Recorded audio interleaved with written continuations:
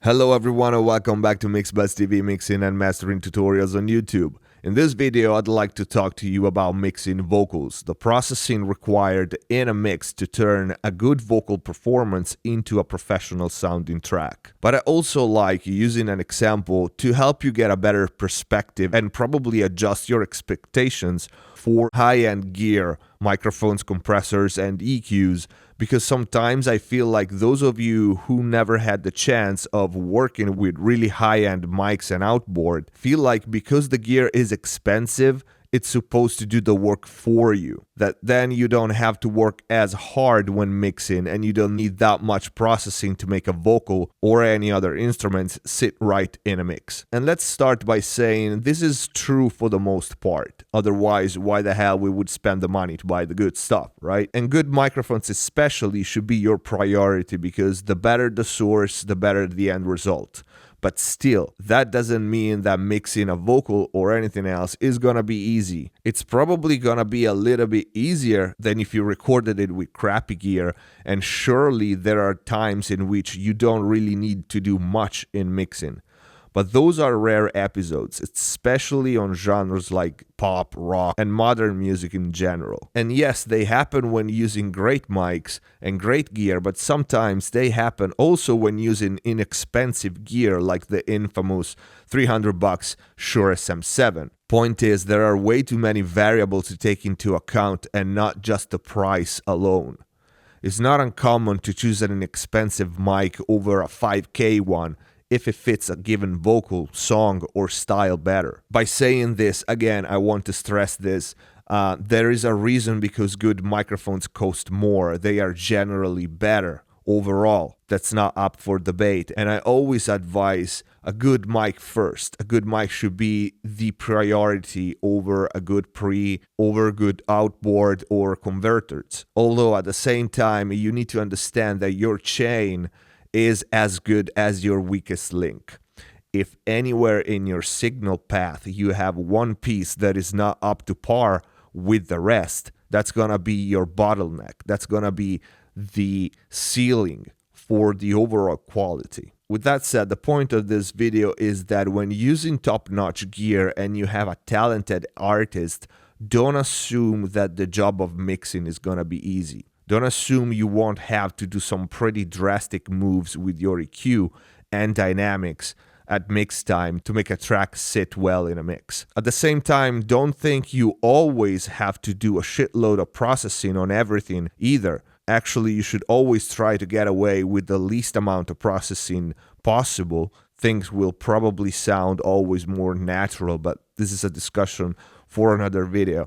In this one though, we will take a look and analyze nothing less than Adele's recording chain for vocals and the processing that has been done on her vocals afterward for her single Hello. And we have quite some information about this. In a recent interview appeared on Sonic Scoop, Tom Elmhirst, the engineer who mixed Adele's Hello, describes the signal path used to track her vocals and shows the processing he has done come in mix time. So, regardless if we are fans of her music or not, what we have here is the perfect scenario. One of the most talented singers, top producers, one of the top mixing engineers, and not one but two of the best studios in the world. Tom tracked and started mixing at Capitol Studios in LA on a Neve VR 72, then finished it off at Electric Lady in New York on the same console model. The recording chain used to track her vocals is one that most people can only dream of,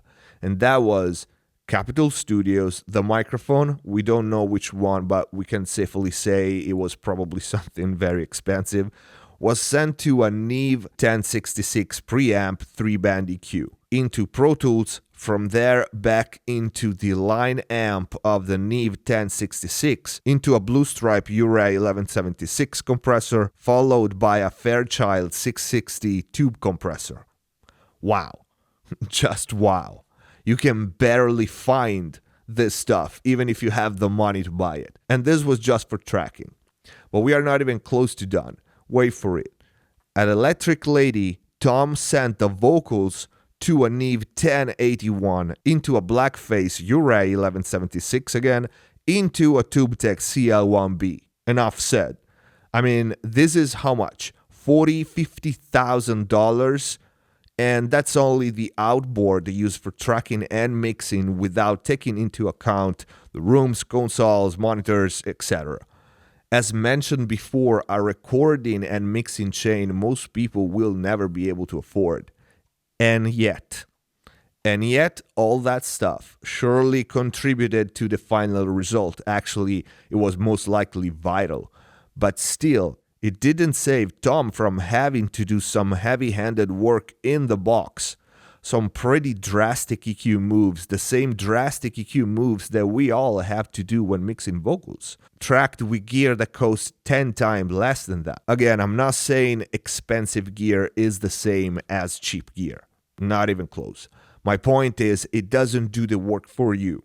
And skills, experience, and taste will always trump gear. And we can see this by taking a look at what Tom did in the box after the recording, before sending the tracks to the Neve 1081, blackface 1176, and CL1B. And what we see here is a plug-in chain with one de-esser set around 8K, a simple Waves Q10 parametric EQ followed by another de-esser set at 16K, which is nothing strange by itself really, but I want you to take a closer look to the EQ. We have 4 active bands going on, all cuts, all very narrow cues, and the moves are pretty damn drastic. Minus 15 dBs at 3K, minus 18 dBs at 2.3K, another minus 15 dB at 4.5K, and the last one, minus 10 dB at 8K. All narrow cues, all in the upper range, which means harshness probably needed to be removed. S's, hard consonants, and 2 de-essers on top of that. Plus, I'm sure there were automation going on, as in every mix, and the 2 hardware compressors, after all this, on top of the other 2, used at the tracking stage. Now, this should really open your eyes and adjust your expectations for both super high-end gear and what to expect when using it. The amount of work still needed in mixing. My point is, using thousands of dollars of gear doesn't necessarily spare you from busting your ass, from having to work your ass off at mix time. Doesn't necessarily guarantee that you won't have to do much processing to your tracks to make them sit right in the mix. If Tom Elmhirst had to do these drastic EQ moves with an Adele vocal track, tracked and mixed with all that expensive gear, well, we can get a better understanding that mixing is not easy, and it's always the hard work that the engineer puts down that makes a track sound good, not necessarily the gear, and definitely not the gear alone. I'm sure if you never used all those expensive pieces or any high-end gear, you expect a vocal, any vocal, coming out from that chain to be damn near perfect, right? Super smooth, without any problems of resonances, harshness, almost mix ready.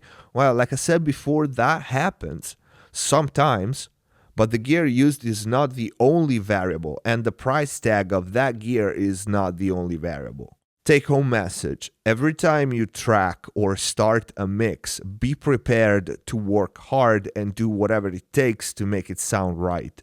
Then if you don't have to do anything drastic or almost anything at all, better. But be ready if you need to. Be prepared as a mixing engineer. Work on your skill no matter how much money you have on your racks. And most important, try not to blame the gear if something doesn't sit well. Well, sometimes that's the case. We all know that. But I mixed vocals tracked with a simple Shure SM57. Not SM7, 57s. The one that you use in your guitar cab or snare. In bedrooms. And it was a lot of work, but they came out good. Would they have been better if they were tracked with better gear? Who knows? Probably yes. And probably they would have been easier to mix. But still, probably the amount of work wouldn't have changed that much between EQ, compression, and saturation effects and everything else, because it's easy to make something sound good by itself, but it's always the interaction with the rest of the instruments, how it sits in the mix, that matters. Nobody cares how your track sounds in solo, and nobody will ever listen to them in solo. So I think this is it for this video. I'm planning on doing 1 or 2 follow-up videos to this. One to reply to a question that I receive very often, which is, how do I find and remove resonances on my vocals? How do I spot what is a resonance and what is not with an EQ? We'll also take a look at one of my last mixes where there was a very detailed work with level EQs and dynamics automations to make some vocal tracks to sit well in a mix. So you'll see a real-world example of what we discussed today. Let me know what you think. Leave your comments down below. Let me know if you're interested in seeing the follow-up videos, if this is a subject you want to see. If you liked this video, please don't forget to click the like button. It's very important. Join us on Facebook and Twitter. Support MixBuzz TV by sharing the videos on social media, Facebook groups, blogs, forums. Subscribe if you haven't already, and see you next time.